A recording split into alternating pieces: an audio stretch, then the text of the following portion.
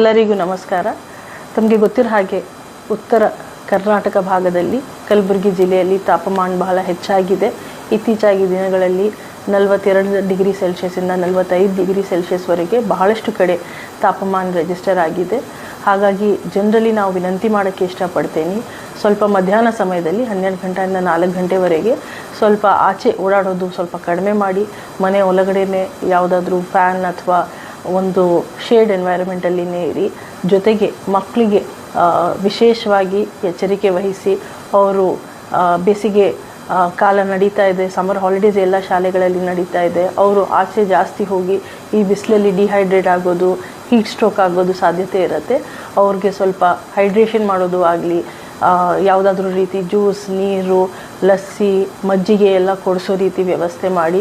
ನಮ್ಮ ಆರೋಗ್ಯ ಇಲಾಖೆ ಸಹ ಅವರು ಎಚ್ಚರಿಕೆ ವಹಿಸಿ ಎಲ್ಲ PHCಗಳಲ್ಲಿ, CHCಗಳಲ್ಲಿ, ತಾಲೂಕು ಹಾಸ್ಪಿಟಲ್ಗಳಲ್ಲಿ ಮತ್ತು ನಮ್ಮ ಜಿಮ್ಸ್ ಆ್ಯಂಡ್ ಅದರ್ ಗೌರ್ಮೆಂಟ್ ಫೆಸಿಲಿಟೀಸಲ್ಲಿ ನಾವು ಸ್ಪೆಸಿಫಿಕ್ ಆಗಿ ಹೀಟ್ ರಿಲೇಟೆಡ್ ಕಾಂಪ್ಲಿಕೇಶನ್ಗೋಸ್ಕರನೇ ಎಲ್ಲರಿಗೆ ಟ್ರೈನಿಂಗ್ ಸಹ ಕೊಟ್ಟಿದ್ದೀವಿ. ಹೀಟ್ ಆ್ಯಕ್ಷನ್ ಪ್ಲ್ಯಾನ್ ಏನಿದೆ ಎಲ್ಲರ ಜೊತೆ ಶೇರ್ ಮಾಡಿ ಅವ್ರಿಗೆ ಟ್ರೈನಿಂಗ್ ಕೊಟ್ಟು ಪ್ರತ್ಯೇಕವಾಗಿ ಬೆಡ್ ಸಹ ರಿಸರ್ವ್ ಮಾಡಿದ್ದೀವಿ. ತಮ್ಮೆಲ್ಲರಲ್ಲಿ ನನ್ನ ವಿನಂತಿ ಏನಂದರೆ, ಸ್ವಲ್ಪ ನಾವು ನಮ್ಮನ್ನು ಕಾಪಾಡಿಕೊಳ್ಬೇಕು.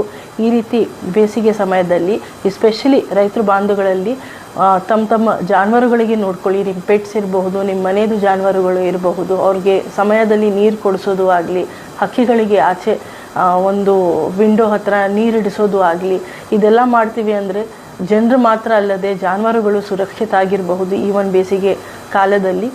ಅದಲ್ಲದೆ ಕಾರ್ಮಿಕರಲ್ಲಿ ವಿನಂತಿ, ಸ್ವಲ್ಪ ಮಧ್ಯಾಹ್ನ ಸಮಯದಲ್ಲಿ ಕೆಲಸದ್ದು ಅವಾಯ್ಡ್ ಮಾಡಿ ಮತ್ತು ಬ್ರೇಕ್ ಕೊಡೋ ರೀತಿ, ಅವ್ರಿಗೆ 1 ಗಂಟೆಗೆ ಅವ್ರಿಗೆ ಬ್ರೇಕ್ ಕೊಡಿಸೋ ರೀತಿ, ಅವ್ರಿಗೆ ಒಂದು ಶೇಡ್ದು ವ್ಯವಸ್ಥೆ ಮಾಡಿಕೊಡೋ ರೀತಿ. ನಮ್ಮ ನರೇಗಾ ಕಾರ್ಮಿಕರು ಇರಬಹುದು, ಇನ್ನಿತರೆ ಕಾರ್ಮಿಕರು ಇರಬಹುದು. ಆರೋಗ್ಯ ಇದ್ದರೆ ನಾವು ಮುಂದೆ ಇನ್ನೂ ಚೆನ್ನಾಗಿ ಕೆಲಸ ಮಾಡಬಹುದು.